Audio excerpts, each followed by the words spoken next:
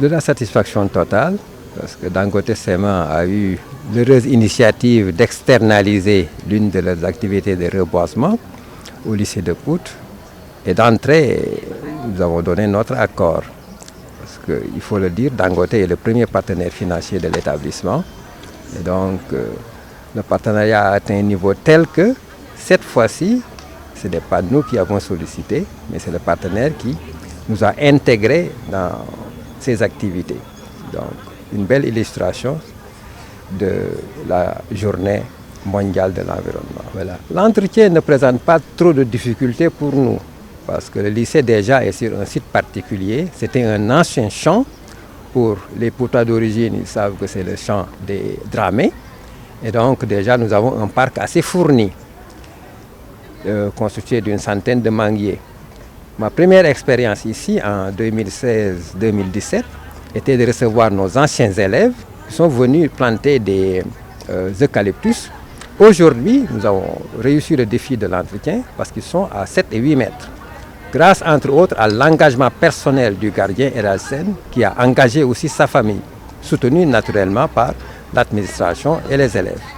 Donc là aussi, nous sommes convaincus que nous allons relever le défi et peut-être même penser étendre un tout petit peu l'initiative d'aujourd'hui à d'autres zones. Une seule terre, ça nous engage parce que c'est un exercice de responsabilité.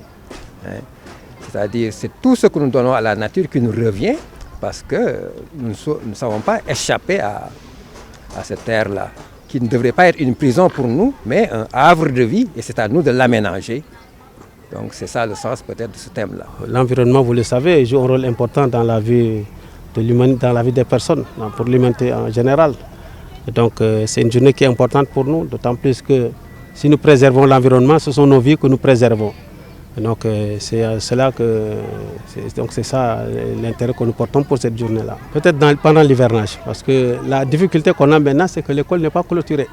Donc si vous faites également, si vous reboisez, il y a le risque que les animaux défastent ces plantations-là. Mais nous y pensons. Exactement, que nous avons trouvé sur place. Et nous essayons de l'entretenir du mieux que nous pouvons. Ce reboisement est d'une importance capitale. Elle rentre dans le volet global de la durabilité opérationnelle. Et donc il s'agit d'être toujours dans la stratégie de compensation donc, des écosystèmes. Parce que tout simplement, les industries extractives, les mines, ont une connotation destructive. Et nous, on a voulu anticiper donc, sur cette phase future de réhabilitation.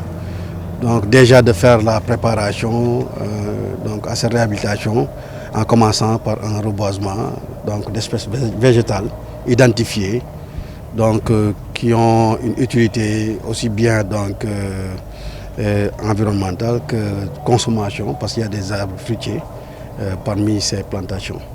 Cette réhabilitation normalement doit respecter un certain nombre de procédures. Il faut savoir que avant donc, les opérations d'excavation, nous avons trouvé ici un écosystème initial avec des espèces végétales, flore et des espèces animales, faune. Donc ces activités ont un certain nombre d'impacts sur ces espèces-là. Alors, la stratégie voudrait de toujours restaurer donc, cet environnement, ces écosystèmes initiaux, en essayant donc, de ramener donc, cette vie qui était là au départ. Alors ce que nous faisons, nous, avant toute excavation, nous gardons ce qu'on appelle le sable humifère, le découvert végétal, qu'on appelle topsoil en anglais, que nous stockons, okay, et que suivant les étapes de réhabilitation où on se trouve, nous ramenons ce topsoil-là qui est riche en donc, matière végétale, en grains de pollen. Et c'est sur la base de ce topsoil qu'on fera les activités de reboisement. Bien. La stratégie globale d'atténuation de ces impacts est à plusieurs niveaux. D'abord, il y a un niveau de prévention, d'anticipation, qui consiste au cours de la conception du projet de déjà réfléchir sur comment faire pour atténuer les impacts futurs donc, de l'activité. Alors en ce sens, vous avez vu ou certainement entendu que nous n'opérons pas en procédant à l'abattage par explosif. Nous utilisons des machines qui sont très soucieuses de l'environnement en termes d'opération et qui fait que les nuisances sonores, les nuisances poussiéreuses, les vibrations sont assez maîtrisées. Et donc, n'empêche que toujours il y a un défi d'émission de poussière. Et pour un peu équilibrer, nous avons aussi fait un projet de haies vives qui participera à atténuer cette poussière-là. Ça ne s'arrête pas juste à la mine, parce que si on progresse dans le process, avec le convoyage de matières premières, nous avons une bande qui est couverte, c'est très innovant, qui empêche aussi les émissions de poussière. Au niveau de l'usine, il y a les backhouses qui captent l'ensemble des émissions de poussière et les réinjectent dans le circuit du process.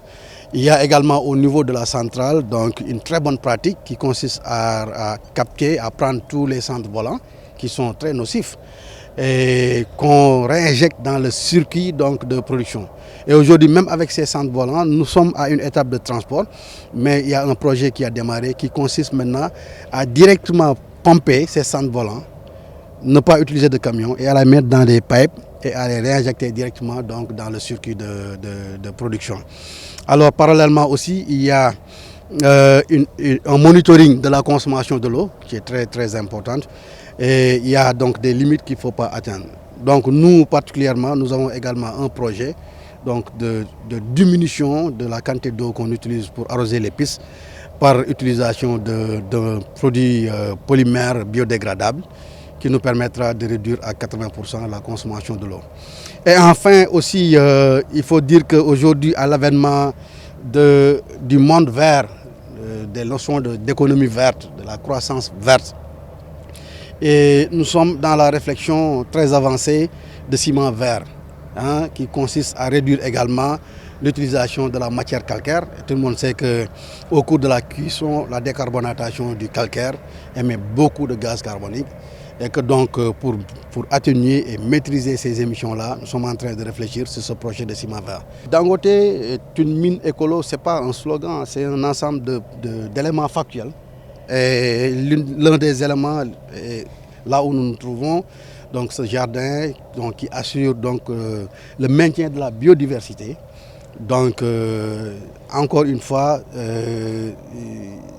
chez nous, ce n'est pas seulement l'aspect impact ou l'aspect destruction, mais nous avons un niveau de conscience très élevé et une grande responsabilité sur la reconstitution des écosystèmes et la promotion de l'écologie et de la biologie.